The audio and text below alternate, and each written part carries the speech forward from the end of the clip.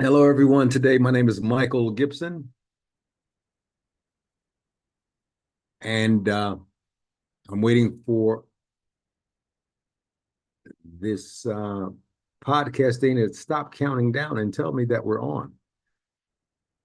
Um, I'm hoping you can see me right now. That would be interestingly good if you did, but it's not showing here. So give me 1 second. I'm wondering what's going on with this one. If you can see me in the chat, go ahead and just write something in the chat that you can actually see me. Oh, there I am. Okay, so we're live. Sometimes the internet just does its own thing, and I do apologize. Uh, Sometimes I have people in my ear helping me with all of this, and today I'm alone. So I'll say to you, how are you? This is Michael Gibson. I'm the CEO. I'm your host today of Norm Therapy, Norm Therapy Inc. Remember, I am also CEO of a nonprofit, Abuse Refuge Org. It's an amazing organization where Norm Therapy Inc. provides the training, it provides the service, it provides many things for the nonprofit so they can provide free services to the world for abuse care.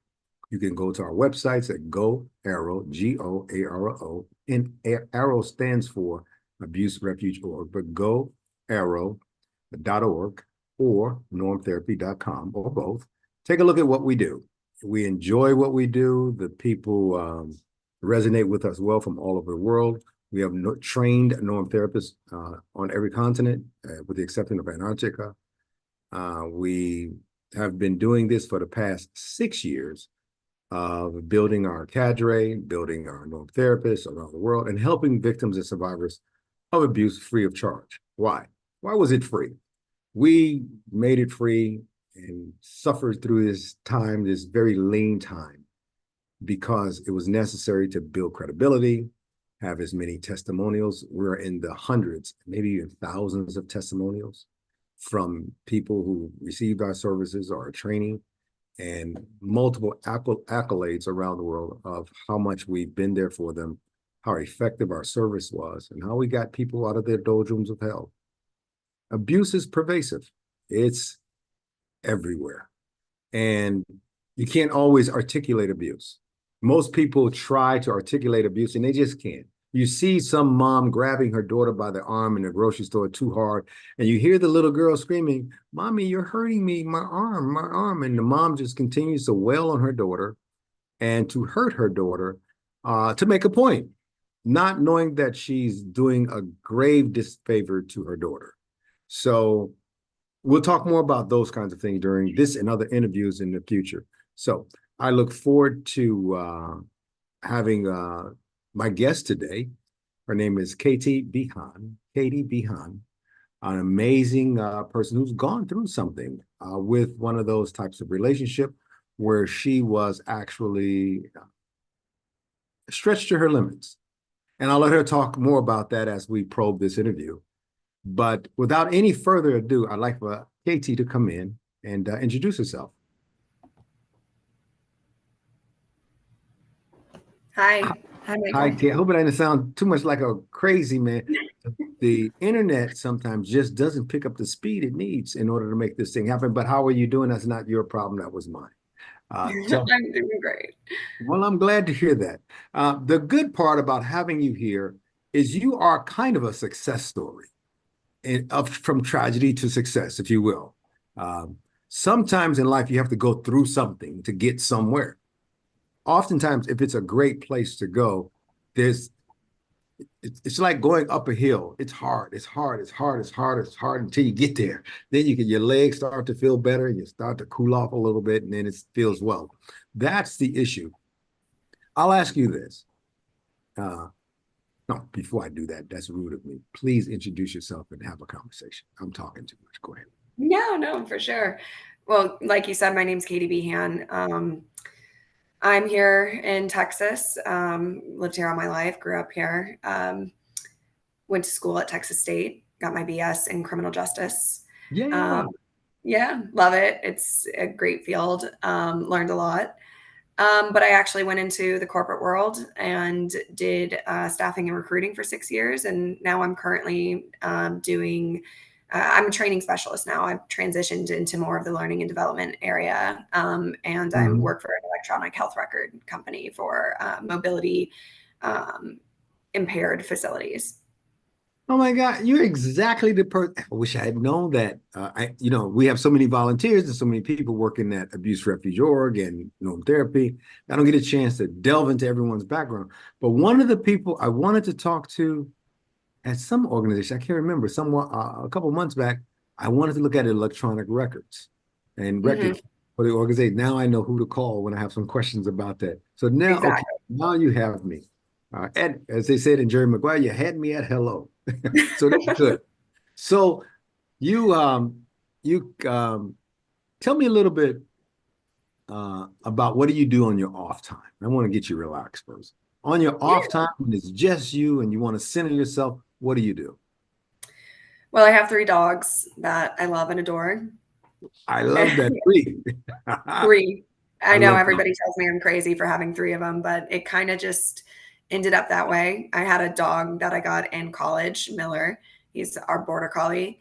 Um, a little like, right when I graduated, I got a second dog because I felt Miller needed a brother, Mm. to keep him company now that I was going into the corporate office and stuff. So, it was basically their house, I was just living in it.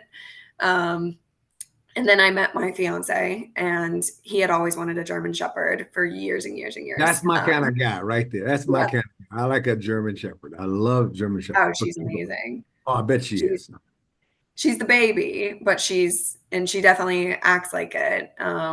But she's so amazing, so cuddly, and really just helps everybody kind of get along, puts everybody in their Smart dogs, places. smart dogs. Mhm. I love Malamutes and Shepherds. Those are my two Yep. favorites. Absolutely. And what's the other one? What's the other one? You said you had three dogs. So Baxter's like he's like a pit lab mix. Okay. Well, the Uh, mutts are the best friends in the world. If they're mhm. mixed, they normally got something good going. If you love them, they'll love you back more. Oh, Really? yes, he's our big cuddler. He loves to Yeah. just try and jump up on the couch, but, cuddle with us wherever we go. Well, I'm glad. Have you any favorite podcasts or anything like that? Most of the podcasts that I listen to are, I actually, one of my friends got me onto it. It's like it sounds a little bit maybe nerdy, but it's, like those UFO sighting, murder mystery Nothing's ones. wrong with that. Anything for entertainment. There you go. Have fun. So UFOs. Do you believe in UFOs? Because I do. I believe there has to be. I have a theory about space. Oh, But yeah. yeah, but and I think it's very real. I really do. I think it's very real.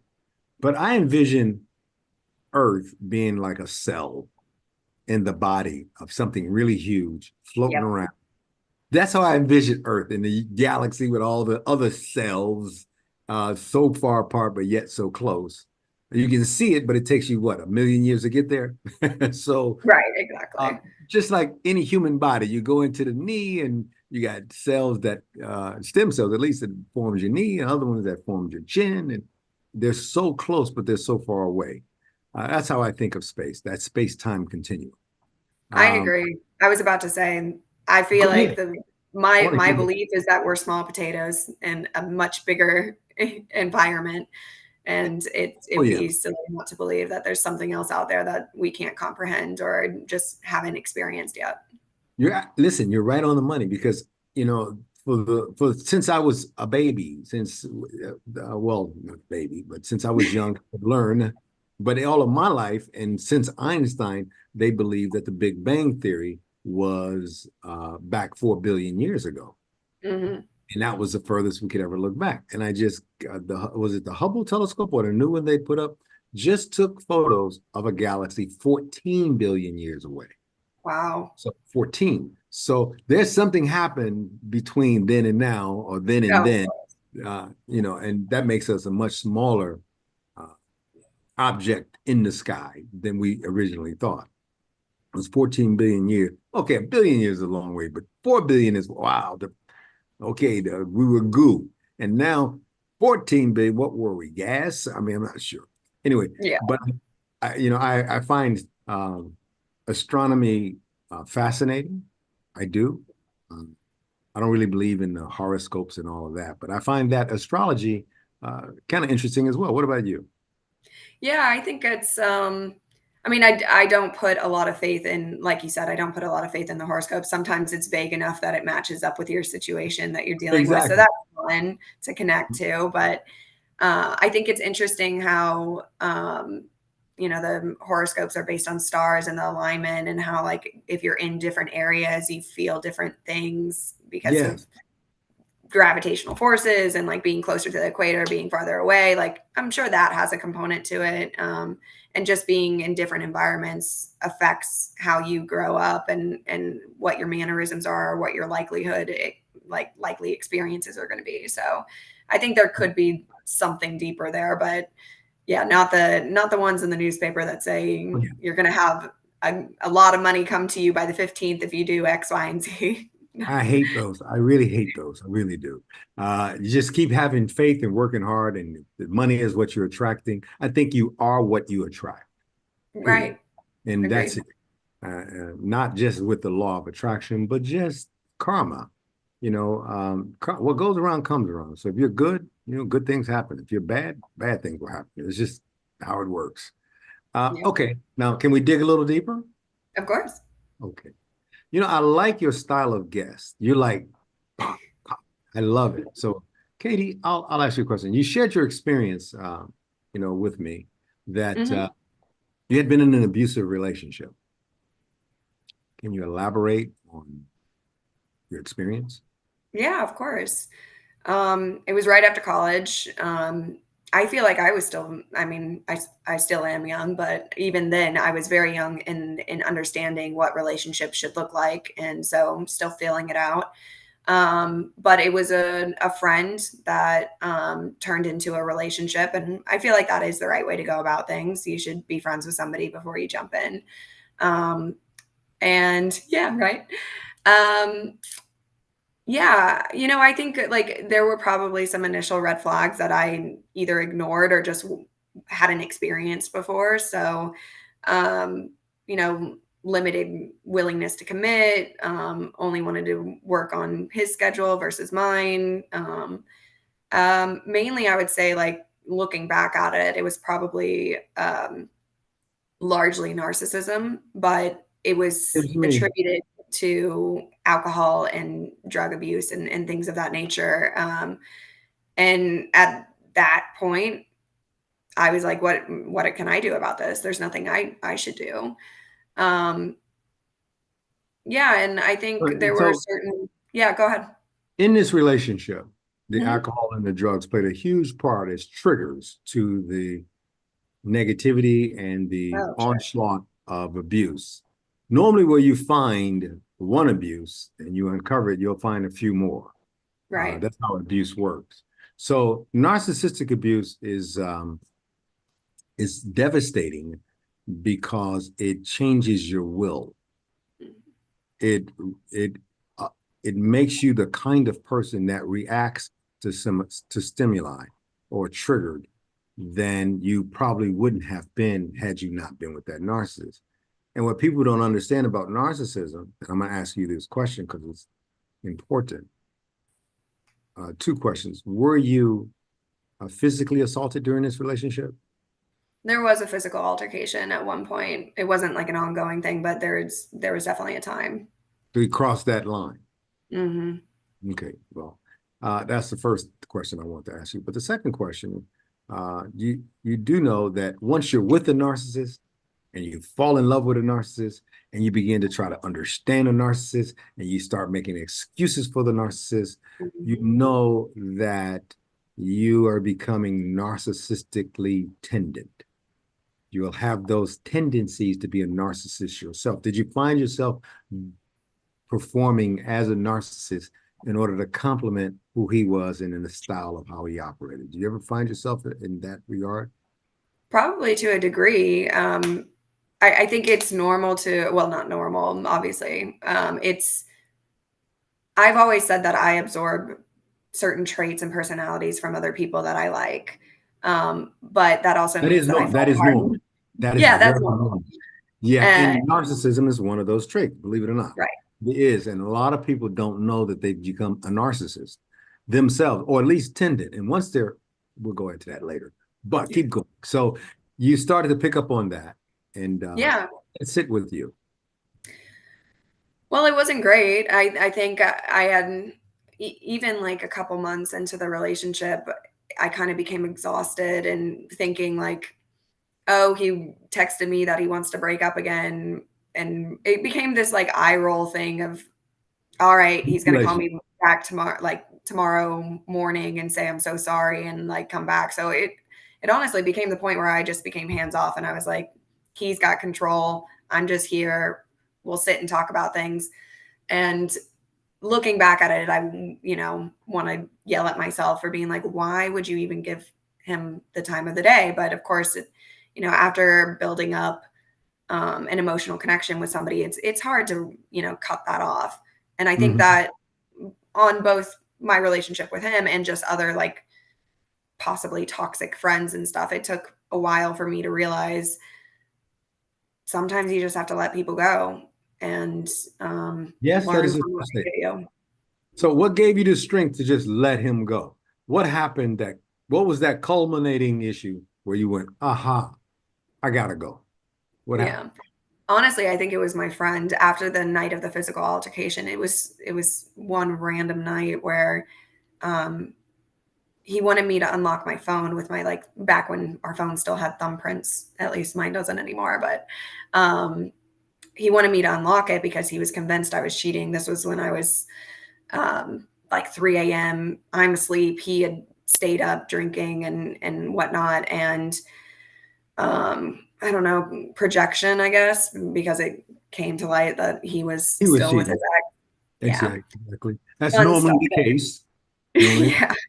yeah. Um, and I put my foot down. I said, no, like that's ridiculous. I'm asleep. Like, go to bed. Hmm. And um, he got so upset that he grabbed my legs and dragged me out of the bed. And I fell onto the floor. And I mean, that was the physical altercation alone. I started kind of walking around the house after that, trying to figure out who I should tell or what, because he lived with his dad and brother. Um, and yeah, Yeah, you lived in the I was same house with his upset. dad and brother and him. Mhm, And so he became belligerent after drinking, drug you mhm, out of the bed, or drags you out mhm. of the bed, got you in a very compromising situation of give me your phone or else. So now you're Essentially. wandering through the house like, I gotta tell somebody. Yep. Interesting. Then what happened? I actually ran down to a neighbor's house because honestly, I wasn't sure. I think a little bit of, and not that his brother and his dad weren't really great people, um, but I wasn't really sure, and I wasn't really sure if I should trust them with that information because, of course, that's their son and brother, and they might decide that they don't want me to talk about it or They'll things. gang up on you normally. Family will. You need to read my paper, The Gibson Effect. It has Mhm, specifically to do, if you've not read it, it has specifically to do with people overlooking the maladies in others because they have those same maladies within themselves. right, And so his narcissism, the way he yanks you out of bed, the drinking, all that, they may also have those shared traits. of And course. yeah, and that narcissism he has came from somewhere, chances are, it's his dad. Chances are more than likely that's always the case. But we'll talk more about that too in a little while. So you extricated yourself from this hell, this doldrum of hell. Um, then what happened next? I mean, you had friends. You said something earlier, you said something about toxic people as well as the person you were dating. You had to get rid of Right. them. Like, so did you find that you had set a standard for people in your life that were somehow or another toxic? Was that something that happened to you? That's a good way to put it. For me, I think it was just thinking I could tolerate the abuse from people. Like it wasn't that bad because it didn't bother me as much because even if they were angry at me, I could still provide them with my true capabilities and self. And it became less about, or I guess when I matured and realized who's actually deserving of that level of care from me. Um, and I don't think there were a couple of friends that, you know, were more situational friends. You Mhm. grew, you know, you were in school together and you didn't have any other situations to make friends, so that you became connected and you formed these connections over maybe materialistic, unimportant things and didn't dive deeper into understanding who they were or what they truly believed. And usually that comes out as you get older. And I think that's why it was true for me. I'm sure it'll be true for my sister. It was, I'm sure, true for my mom as well. Or just, and not just women. I'm sure it's true for everybody. Like, you grow apart. I know Yes. everybody famously says that you grow apart from people, but I think it's because you just didn't like connect with them on the The important same things. values, customs, traditions, mores, understandings, congruencies. Didn't have those things. I'm gonna love to talk to you about that in a few minutes. Sure. But you know, you do know, and I mean this is with no disrespect, that while you were being abused, you were lying to yourself. Oh, I'm sure. You Yeah. said abuse didn't bother me that much, but you're a very sensitive person. You could just tell by this interview. But you're also strong at the same time. And there's nothing wrong with that. As a matter of fact, that's quite normal. And to be sensitive and caring and kind, as you seem to be in our discussion before, but also in this live interview, you seem to have that kind of personality. Oftentimes, narcissists and sociopaths and even psychopaths target their people or their women, or sometimes sociopathic women that target their men Right. because they have that sensitivity, because they're easily riled. I mean, if Hmm. somebody hurts your feeling, it really hurts, doesn't it? It's not like you go, oh, let me brush that off. Sensitive people are just this way. It's not that you have a sign on your back or your forehead that says, "Screw with me, I'm a victim of narcissist." It's not like you have that, but you only can do what you know. Right. And you said something, you know, earlier. You said a lot of my friends were circumstantial, or they were in the circumstance or in the moment of what I needed or what I attracted in that moment, and Sure. then we grew apart. What actually happens is that it's not that misery loves company. I'm putting on my norm therapy hat. I apologize, but No, that's fine. it's not that misery love uh, company. It's that if all you know is brutality, denigration, subjugation, pain, misunderstanding, any emotion that's coming your way in a slightest way, positive or even extremely negative, but you're already familiar to in other relationships and the people around you, and you're now in that bubble, you're going to attract it. That's, you only can do what you know.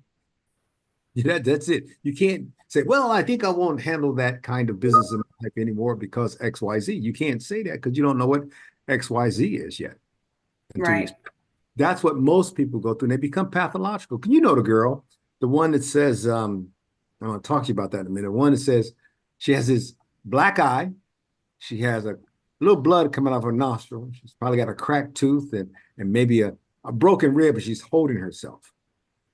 And she'll look you right in the face and she'll say, he beats me because he loves me. Mm. Yeah. People become pathological in their lying, not only to others about the greatness of their relationship, but mostly to themselves. It's impossible for me to look at you and say, you know what? I love your orange hair and your purple eyes and your polka dot lips. That's just amazing. I love that. And those glasses you're wearing with the big red circles on them. Oh my God, they're amazing. It's a lie. It is a lie. It's impossible to lie to yourself. It's impossible to lie to someone else about something so obvious. But if I walked in every day and I told you about your big red glasses and your purple this and your polka dot lips, but I slapped you. And you, I'm going home to mom. I hate you. Don't you ever touch me again. Next day, I slap you again. Then the next week, I slap you again. And then for a whole week, I just slap you every day. And I put my knees on you, on top of you, and I stop. Don't you ever? And then, oh, I love him so much. Why does he treat me so bad? And you make excuse and you start to believing in the nonsense. And 6 months from now, you've taken it. You're still there. You're taking it. We're going to be, you're going to be walking out of the shower one day or walking in the bathroom, and I'm going to be in the mirror, and you're going to say, you need to trim that purple. I can see a little purple coming in on your neck. And those polka dot lips, I got some stuff to put on there to keep those lips from being polka dot for you. You get it? We condition ourselves to believe a lie. Not that we lie to ourselves when we believe it, but we are conditioned to go along with the least possible pain by just agreeing with it and going along with it. And that's what causes people to stay in terrible relationships. And it's been my experience over the past 30 years to watch people hurt themselves, Caiti, in these kinds of regards because they don't know what else to do. We can articulate things like, I'm going to graduation and I'm going to graduate and get my BA in something. We can articulate that, hey, she's on a stage, she's getting her diploma, yay. It's hard for us to articulate abuse. Right. You see that mom grabbing her daughter and hurting her, you want to say, that's not right. That's child abuse, but what can I do about it? And society has made it so normal that the obvious answer most people have is that's their business. Don't get involved. You may get shot. You may get hurt. Don't be a good Samaritan, because a lot of good Samaritans get killed. And even the perpetrators of the abuse out there are ready to kill you because our society taught them that if anybody interferes in your business, crush them, that's your daughter. Even though you're breaking her arm, that's your daughter. You get it? So we've been, it's been normalized in our society. So you being a victim of abuse, and now you're a survivor of abuse, which is a very important word, and there's a grand distinction between the two. The victim is the person going through something and have to get to somewhere where they can actually find themselves. And a survivor found themselves and is moving into the area of healing. And oftentimes it's self-healing. Oh, sure. Later on this hour. But I love the questions. I think you're an amazing guest. And thank you for being very candid and honest here. I like that very much. A lot of times we don't want to spill out all of our business online, but you have given a very specific and even broad as well account that probably women all over the world can resonate. And I find that to be quite commendable. Let's shift focus to empowerment. Yes. I love that. You overcame injustice in your own life, of course. What advice would you give to survivors to help them heal and to reclaim their power? What advice would you give? I mean, when I look at what I had to do, I truly just started putting myself first. I think that was the key for me. I don't know if that would work for everybody. No, that's the key for everyone on the planet. Self-preservation is always number one. How can you take care of anybody if you can't take care of you first? Keep going. I'm loving that you said exactly that. Well, and it could be easier for some people than others. For me, it took hitting my breaking point because I had friends and finally a relationship, and just it was like a veil lifted, and I started noticing it everywhere. And I was like, I'm not dealing with that. That's not for me. I'm separating myself from those situations. I'm going to take myself out of the equation. I'm going to do what I want to do, which sounds selfish, but it honestly put me in the best position to learn what I loved to do, like wake surfing and horseback riding. What kind of surfing? Wind surfing? Wake surfing. Wake surfing, like in Texas, we have lakes, unless you're on the Gulf. But even then, I don't think that area is good for real surfing. So we have wake surfing with wakeboarding boats and stuff. So you do parachutes, wake surfing, or just No, it's basically like you're do you know wakeboarding where you're on the line? So it's basically like that, but instead of being strapped in, you are just you have a surfboard and you have to kind of suction your feet to the surfboard, and it's like normal surfing, but you create your own wake. I swim like a fish. I'm going to have to try it. I know one day. Somebody take me wakeboarding real quick. I know I'm going to do that. I swim. I love to swim. I remember our graduation swim down in scuba school down in Key West, Florida when I was back Oh, in. cool. Our graduation swim was 10 miles. And Oof. yeah, oh, I'm a old school guy for when it comes to swimming. I But like anyway, it was a surface swim. Okay, so um, the advice you're giving people is to find yourself as a priority and make all things that occur from there about you and your existence, not your selfishness. A lot of people confuse having their own identity with being selfish because yeah. they've been living for someone else so long, they don't know how to just be alone and be okay with themselves. Yeah. And when they I finally think get that's a whiff of that, they go, I love being me. Wow, that smells like roses outside. It's fresh air. It's a daylight. I I was think the healthiest I had ever been physically, mentally. I honestly like I think to a degree, we all have to go through experiences in life to become the person that we need to be, to do our absolutely. function or our part in the world. Um, and this led me to basically put myself first, find out what interested in me, growing myself to who I wanted to be. And along the way, great things just started to come. I met my fiance 6 months after all of this, 6 months after just doing what I wanted to do. And even with him, I was very strict about I'm not going to let him dictate, where I go or, what we do. Like it was a relationship, of We're a course. team. We're a team. We're a team. We Yeah. decide together. I'm not going to sacrifice, things that I want to do just to start living his life or things of that nature. And he would never ask that of me because he's See, not that's like a that. real man. A real men do real things. I always say that. You have to not allow the other person to be themselves. I think that's the wrong way to put it. I think you Right. have to respect that the Yes. other person should be themselves. And that's the best basis for any relationship. Any Agreed. relationship without respect is not a relationship. It's something you're doing in the interim. And you mentioned something earlier I want to capitalize on. There's Sure. another thing I always tell people is that circumstances will always dictate the outcome of every situation. If you put yourself in great circumstances, chances are something great going to happen. If you put yourself in poor circumstances, chances are something bad or poor is going to occur. And people Right. don't get that. And you seem to have crystallized your thought process and your actions on just that, putting yourself in fantastic circumstances so you can get the fantastic outcomes. And you said you met your fiance. Tell me, what do you like? What's the greatest part about being with this particular person, your significant other? What's the greatest part about that relationship?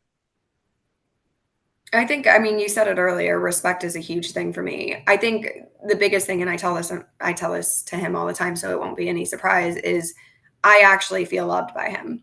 And it took actually feeling that from somebody who actually can give it to you to understand that what I had in previous relationships was not love or, respect or care. Um, he's my best friend. I can be my weird like self with him and he accepts it, he laughs at it, he laughs at the funny moments. But also I think on the real side too, he's very supportive on the harder things, harder times as well. Even as you mentioned, like I had residual triggers from my previous relationship where I would go up to him and ask him, is it okay if I have a drink? And he was like, why are you asking me? Why are you Okay, asking me? why do you need my permission? Exactly. And it You're, was like you're like the grown, right? You're grown, right? exactly. I was like, Okay. I'm an adult. But so I still knew that I was healing even in the process of this relationship. And so I still knew I needed to make that a priority for myself in order for even us to work. Because I can't expect anybody to do it for me. You And mentioned that love. I think was my biggest thing. I'm You sorry. mentioned you mentioned love. When did you Mhm. know that you were in love with your fiance? When did you know? What moment did you say, "Oh my God, I love this guy. This is my guy"? When did you say that? Okay, it's maybe a little bit embarrassing, but not really because It's okay. I still It's love real. it. Yeah. Um, we were at brunch about 2 weeks after we met, and we were sitting on the curb waiting for our table to, be ready for us. And these two adorable little kids came running up with their parents. And I was just speaking very plainly. And I was like, gosh, I have baby fever. And this is 2 weeks in. So, like, obviously, most people, even when I tell them this story, they're like, well, you're lucky you didn't run for the hills or whatever. Um, I fell in love with him because his response to that was to show me pictures of his niece and nephews. It Very wasn't telling. to, Very yeah, telling. Yes. it's not that I was saying that I wanted to have children right then and there, but I was basically just commenting on how beautiful the children were and Future. how, like, how I wanted to be a mother one day. It was like it was just it was a comment. But Well, here we are 5 years later. We don't have our kids yet, but we, plan to. But we took our time, and I love that he understood that I didn't mean right then and there that I wanted to have a child. but Um, those are congruencies. You cannot overlook that. And you didn't. And I'm glad you didn't overlook it like, wow, because that's very commendable that mhm, a guy would just say, okay, and look at my nieces and nephews and da da da da da. And now you know that that's how you want to be treated. That's how you want to be talked to. That's how you oh want to yeah, be considered. You mentioned love. exactly. I wanted to just ask you if I could tell you the definition of love, would you mind? No, go for it. It's the understanding that you have to give in and surrender and suffer to the humiliation of love. It's your humiliated self. Mhm. And when I say that, the exaltation of the humiliated self, because love is separate from relationships. What made you love him in that moment had nothing to do with your relationship. It had to Right. do with this is who he is, and this is who I am. And most women don't see that. Most men don't see that. They negotiate everything back and forth. You said no negotiations. Respect me. I'm going to love you unconditionally. You, Mhm. I'm sure, are going to get in return the same thing, unconditional love. And we're going to make that separate from our negotiations, which occur in the relationship. So if you separate love without compromise or transaction, ever, and then with relationship, you'll always have a better marriage, a better friendship, a better work environment. But you have to separate the two things. Some people love what they do, but they go to work and they hate their boss. Yeah. Okay. It's pretty bad. So if you can separate the two, making sure that you don't compromise the love portion, which you seem to not have done, you would be a simple one session, maybe 10 sessions, but one or two session norm therapy uh, patient because you Mhm. know what you did right. You know what you deserved.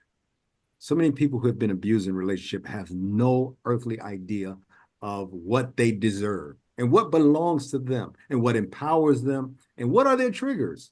You just said a Right. few things. And then you have an accommodating person with you who gets it and he gets you. Women need to hear what I'm saying to you and what you're saying back to me about what you've gone through because oftentimes you think you're alone and Yeah. I you think have that's to very run true. out of the house after he drug you out of bed and look for neighbors. Right. You couldn't go to the people right there in the house, men who could grab him and say, stop this, protect her. What are you doing? You didn't have that option. No. Of course, you felt alone. So you went to a neighbor to find solace and peace and protection, safety. Situational awareness, self awareness is everything. It's everything.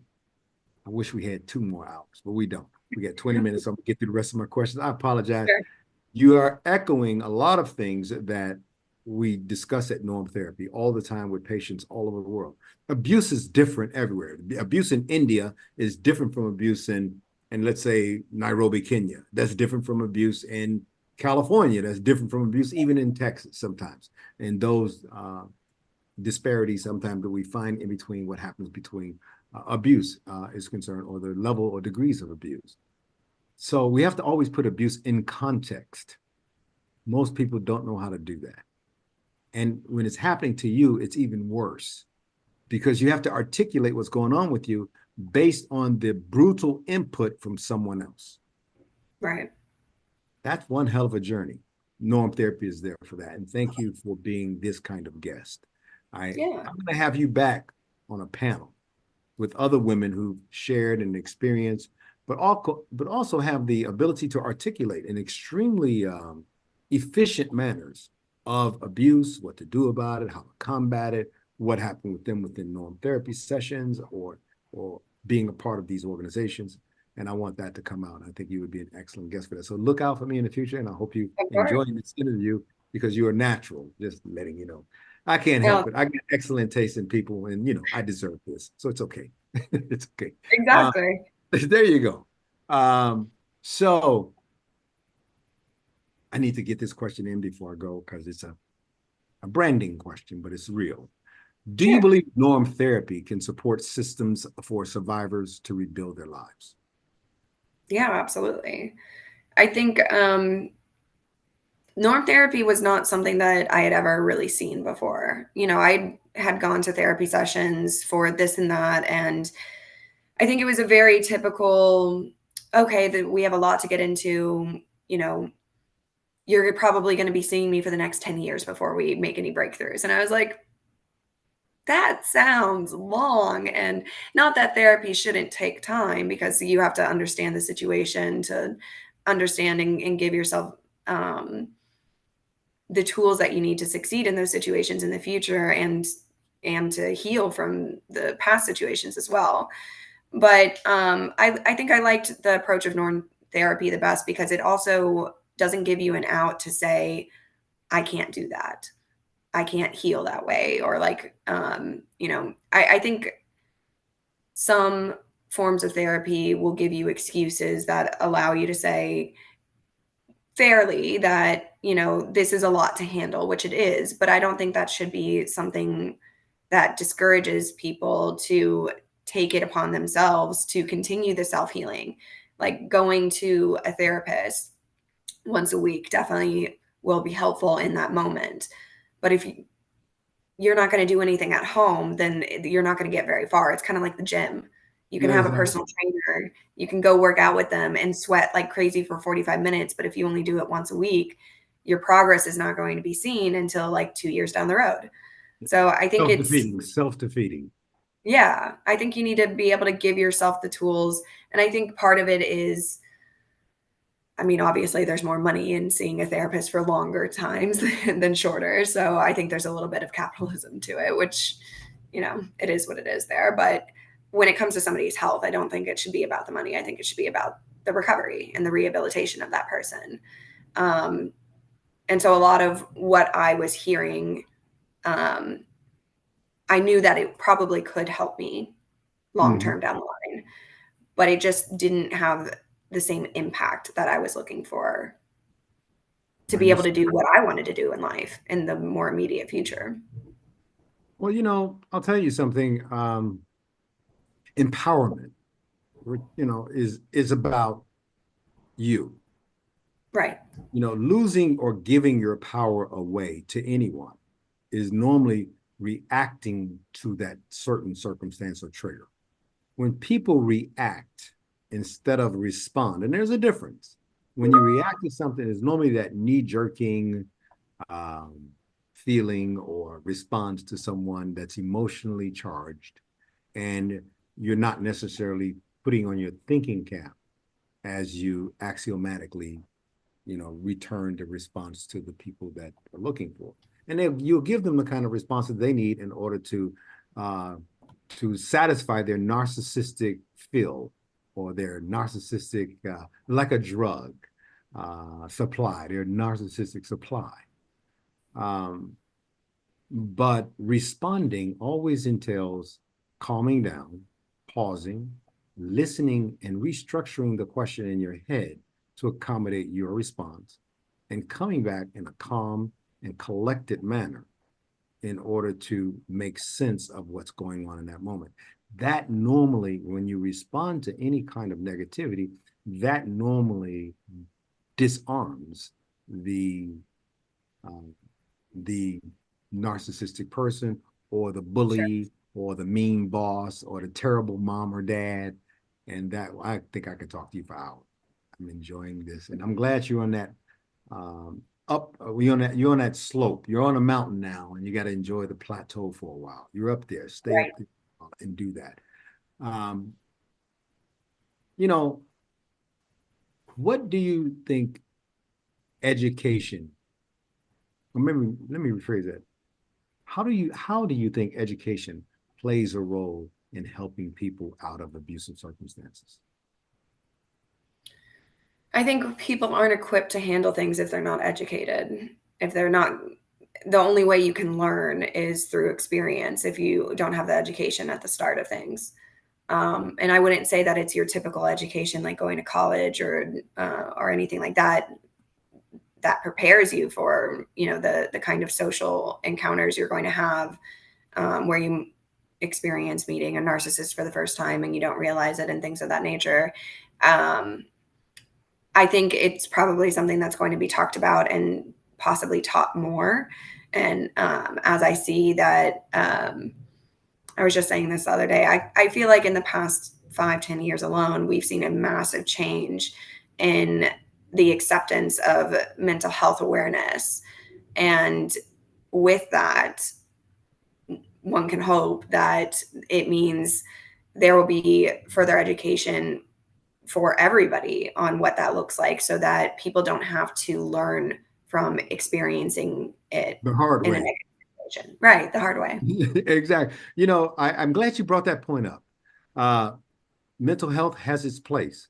When we have victims come to us, sometimes they suffer from bipolarism, they suffer Mhm. from schizophrenia, they suffer from a lot of recognizable um, defectiveness, mental defectiveness. And we don't handle those people. We actually refer them to the mental health care community because that's their lane. That's what Sure. they do. And those people need to be cared for in a different kind of way than what you and I may have kind of skimmed over today, in a very different Mhm. kind. And also they're being medicated and other things. We don't do that. Um, Sure. but what I found in my I started working on this about 30 years ago. Mhm. And in the past 6 years, I actually launched it. And from that 6 year ago till today, I've been personally and corporately paying for everything to and giving everything away free of charge. All the training, all of the Right. sessions, everything was given away free of charge to people all over the world. Why? To build credibility, Of course. to make sure people knew we say what we can do, to gather the testimonials and the empirical data we need, to get independent studies started, to build a think tank, which we have with 14 PhDs and some master's folks and some other people, to include myself and our senior staff. Matter of fact, we're building a matrix for abuse uh, that we will be launching probably in 2025 that will identify abuse all over the world and in context to the geographical location. So people will know specifically the customs, traditions, and mores Oh, and that's super histories interesting. will play into each abuse and how to combat it and recognize it. That's something we're doing. That's a large, it's like mapping the human genome, if you will. Right. It's really comprehensive, and we've been working on it for a while, and we'll continue to work on it post funding because I'm also looking for funding for my company, and it's going very well. So if you want to get in, you better come now. I'm just letting you know. This is going to be, Exactly. but I think that I want to make a point with all that being said, is that when people come to abuse care, which we're Mhm. coining it that phrase for abuse care instead of mental health care, Right. and norm therapy being a tool under the abuse care umbrella. When people come for that, there's one thing that's missing, and there's no stigma. When you leave a screwed up relationship like you did, and you're Mhm. hurt already, but then the minute you get out of there and you find that there are people who have survived, there are people who not only survived, but they're thriving now and they're survivors and they're doing great things with their life. You started to see that and you went, wow, what's going on here? I need to get more of this in my life. And then you begin to normalize your successes and normalize your uh, your kind environment in which you happen to find yourself. there's no stigma with abuse. Because if you have just gone through hell and then you go to mental health, what are you doing? If there's nothing wrong with you other than you've been abused, most times we find that's the case. There's other than the trauma, there's absolutely nothing wrong with the person, not anything, nothing, except for they were being beat down, except Right. for they were being financially abused, except for they were being, denigrated, in some cases emasculated, because a lot of men are just as abused as women are, and people don't oftentimes see that. But on and on and on, once you take yourself out of those circumstances, Caiti, you begin to heal and you begin to seek out ways to get better. But then if I say go to mental health care and take an interview, that means one thing. If you're in the mental health care space, that means Mm-hmm. there's something wrong with you that needs Right. to be fixed.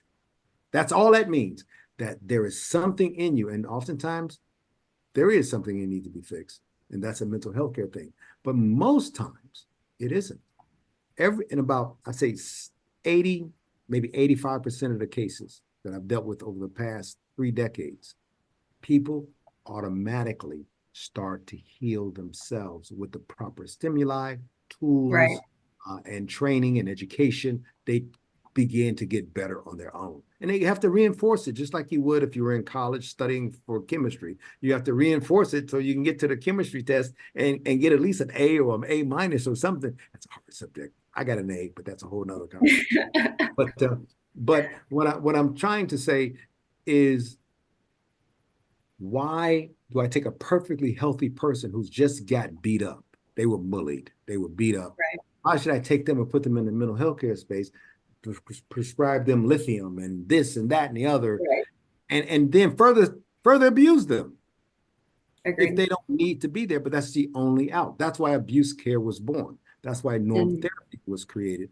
I saw this many years ago. People would tell me, I'm seeing a therapist, and I'm looking at them and talking to them, and there's nothing wrong with them. They're just afraid. They're cowards of their circumstance that they find themselves. And most people are cowards. And I'm giving you this long lecture to say something at the end for you to close us out in about Yeah. 7 minutes.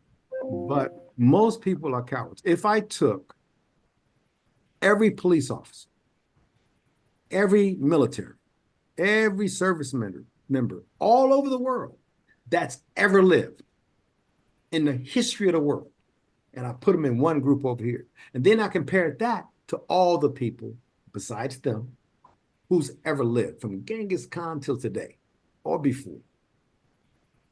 This group of protectors over here would only equal to 0.75% of the total population. That Right. means almost 1% protects the 99. It's not that people are cowards. They've just never been taught how to fight and defend Right. themselves and to be better and stronger and to take the initiative. They've just never been taught. And norm therapy serves as that conduit. We teach courage at norm therapy. We teach lie detection, how to detect lies in people. We teach self-awareness and situational awareness. We teach that amongst many other, even mental health oriented courses of what is trauma, how the brain works. We talk about cognitive behavioral techniques. We utilize Mm. all of them in norm therapy as well. So we're not just some quackery kind of deal out there guessing what we're doing. We're actually using our data and our learning points as, tools and skill sets for people to acquire while they're in there. And all that Right. to uh, in our next cohort, you should be a norm therapist. You should become a norm therapist. I think you should be in our next cohort. We'll work something out. I think you have a very smart approach. Once we're funded, norm therapy will be one of the most widely used therapies. I think I know people who are ready to even purchase our licenses. I'm talking to 2 countries right now who there are groups in each country that want to actually purchase a license from us to do norm therapy in their country and have Wow. us all their back office and everything. Maybe in their language, they'll do all that and the custom traditions and words in their matrix that they'll help us build. But it is their norm therapy. So we'll talk more about that in the future too. I'd love to have you on my next panel. Tell me, so you can close us out over the next, few minutes. if you had anything to say, and if you run out of stuff to say, it's okay. I can talk forever. So just pass the ball back to me. It's okay. But if you could say to anyone out there, not just the advice you gave earlier, but what actionable steps should a person who finds themselves in situations that you were in, can they take in order to find daylight? I think it starts with kind of what you were referring to earlier is you have to take a step back. You have to look at your entire situation so that you know what the next best step is going to be. I do that for everything. When I'm working in my personal life, friendships, regular conversations, you have to fully comprehend what is going on so that you can create essentially a roadmap to say, this is where I want to go. And I like to, at that point, once I've figured out my end goal, I actually like to reverse engineer it. I like to decide this is my goal. Here are things that I need to achieve in order to get there. Now let's set it up in a time frame that's reasonable. And I think it's important, very important to be reasonable with yourself, because if you set unrealistic goals, that's going to affect your motivation, which is going to prevent you from getting to your end goal, or it's going to at least slow you down. I think certain people can overcome more speed bumps than others. But it's also something I think that you can teach yourself. So, I mean, first and foremost, take a step back, How old create a did you road. say you were? I'm 200, 28. 125? Sound like Methuselah or Moses over there with all this wisdom. What's going on with you? But yes, It's just very wise experience. approach. Thank you. Yeah. I mean, really, experience just teaches you a lot. And I think it teaches you one of my mom's favorite quotes is it's all about what you can tolerate. And that's something that I've used in building my own recovery, understanding what my limitations are, respecting them, but building myself within them until the point when maybe possibly I get to the border and maybe I can exceed them. It's not going to be this easy, oh, I want to do this, so I'm going to do X, Y, and Z. And as long as I do X, Y, and Z, it's going to get done. It's You have to morph yourself each step of the way Yes. and understand that there are going to be things that you didn't think about or experiences that you didn't anticipate. And that's okay. As long as you can become a chameleon essentially on your path to rehabilitation, redemption, whatever you want to call it, healing. I think you'll get there. And yeah, I gave myself a lot of grace. I mean, I wasn't done healing just after 6 months. I just happened to meet somebody, my fiance, You six have to months avail after. yourself. You have to avail yourself to what Mhm. comes next. And I'm so happy you did that. And I'm happy you're Yeah, happy. And I could let you keep talking for hours, but no, we for have sure. 2 minutes left. I'm definitely going to have you back on a panel. You're going to be with some fantastic women and men on the panel. We just started Absolutely. letting men into norm therapy and Arrow. We had a BFOQ with the IRS, which is a bona fide occupational qualification, where we wanted to create an environment full of women first. So we wouldn't have women, who were traumatized by abuse, having men talk to them, other than me that Right. created therapy. And then later, just last year, we brought in norm therapists and trained them as men. And it's turned out to be a great labor of success and love. So we're going to have a couple people on the show as well. And you guys can collaborate and talk. I'll mediate, but you guys will be doing most Oh, of it. sure. But listen, I really enjoyed you today, Caiti. And I'm going to say your whole name, Caiti Behan. I Thank you. think Behan is a cool name. Uh, Thanks. yeah, Won't be it for Behan. long, but Yeah, what you say? I like it. I think that I'm happy for you and your relationship and your recovery. I think it's thank you. important that people know that after abuse, they can be okay. They can Mhm. find themselves, and more importantly, allow others who deserve you to find you. I think that that's what people miss because they feel unworthy oftentimes leaving these abusive circumstances. Oh, And they sure. don't know how to allow people to just plainly love them and respect them. And a lot of people bring their baggage with them, not knowing they should just leave it at the door because it's not necessary to defend yourself in any relationship anymore. You have to Right. defend yourself in a relationship, you're in the wrong relationship. And that's that. That's how that works. I'm going to go ahead and read this real quick, and I apologize.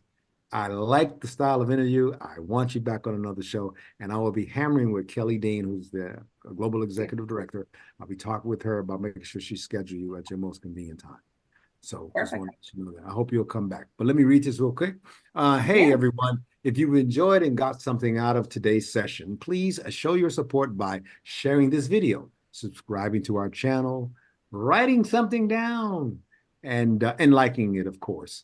And also, there's a big old, it's not even big, it's so small, it's ridiculous, but it's a small donate button on the goarrow.org site. We live and survive by donations on the nonprofit side.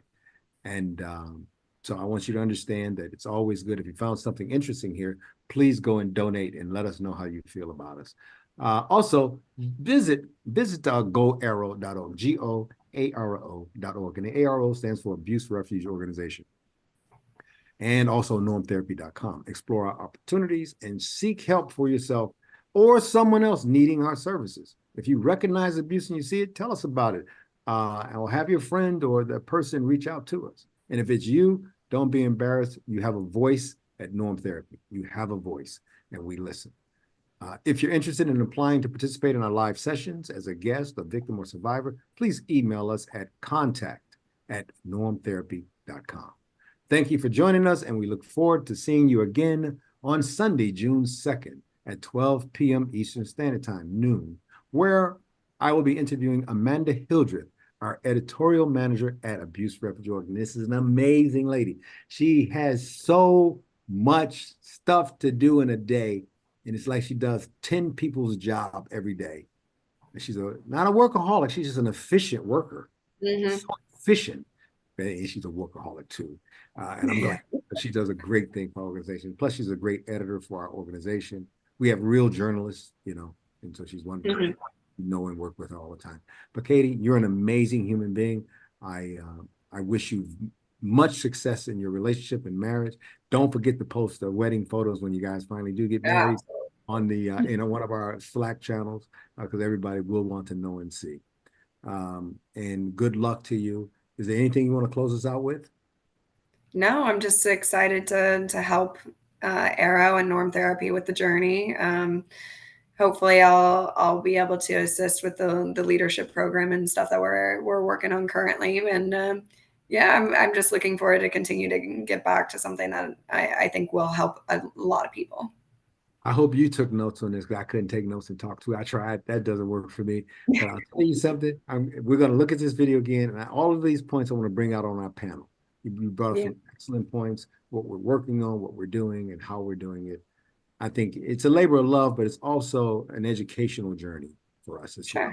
So I look forward to talking with you again in the future. You be safe. Enjoy your man. Yay! She's got a good relationship.